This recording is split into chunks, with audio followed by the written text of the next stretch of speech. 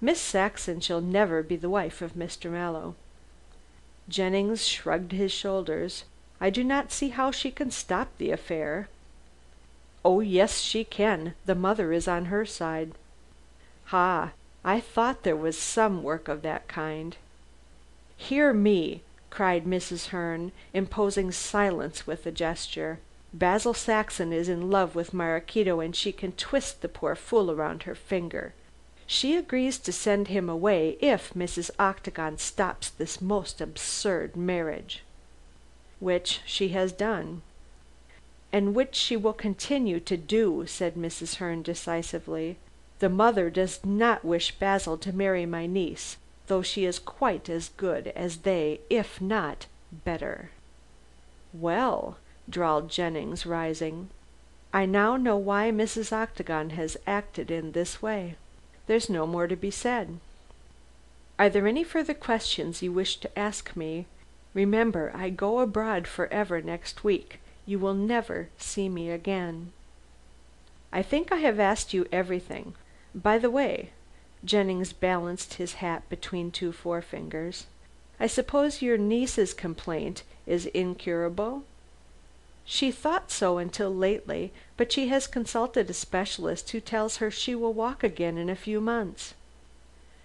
"Then I suppose since she has made money through Hale's gambling house, she will marry him out of gratitude." "She will marry Mallow," said Mrs. Herne, closing her mouth firmly. "Lord Caranby may object." "His objections will be overcome," she replied with a crafty smile. "In what way? I am not curious, but I have my own opinion of that, Mr. Jennings."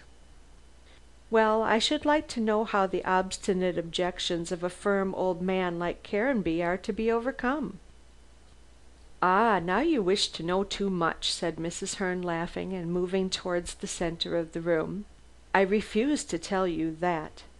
But if you are friendly with Miss Saxon, tell her to give up Mallow. Otherwise " "Otherwise?" echoed Jennings, curious to know why she paused. "She will lose what is dearest to her." "Humph! I wonder what that can be. Had you not better threaten Miss Saxon personally, Mrs. Herne?" "I have no need to. Maraquito will do that. With my niece as an enemy, Miss Saxon has no chance of gaining the prize she desires."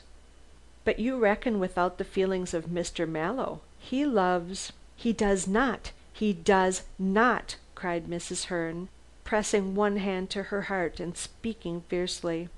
"He loves Maraquito. And is she not worthy to be loved? Is she " "Go! Go!" Mrs. Herne waved her hand. "I have told you everything you asked, and more.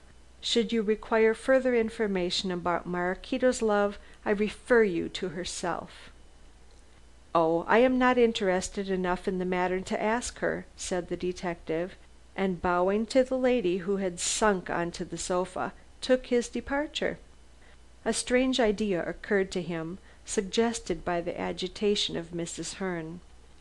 When he met Drudge, who was partaking of a glass of gin, he gave him instructions to watch the Hampstead house, and follow Mrs. Herne when she came out. Then, having posted his spy, for Drudge was nothing else, Jennings hurried back to town. That same evening he sent a wire to Cuthbert to the address given by the servant, asking him to come up to town the next morning. At 11 Jennings presented himself and found Cuthbert waiting for him, rather surprised and agitated. "Why did you wire me in so peremptory a manner?" asked Mallow. "Have you discovered anything?" "Yes, I am sorry to break your holiday. By the way, you have been at Brighton. Did you stop at the Metropolitan?" "Yes, I and Uncle Caranby have been there for a few days." "Did you see Mrs. Herne there?" "No. Why do you ask?" "For a reason I'll tell you later." Jennings glanced round the room, and his eyes became fixed on a trophy of arms. "You are fond of these sort of things?" he demanded. "Yes, in a way. Yonder are war spears, revolvers, swords, and I see. Here is an empty space. What was there?" "By Jove, I never noticed that before. I forget." "Perhaps this will supply the gap," said Jennings, and held out the knife. "Do you recognize this?" "Certainly. There are three notches in the handle. It is my knife. Did you take it off the wall?" CHAPTER XVI.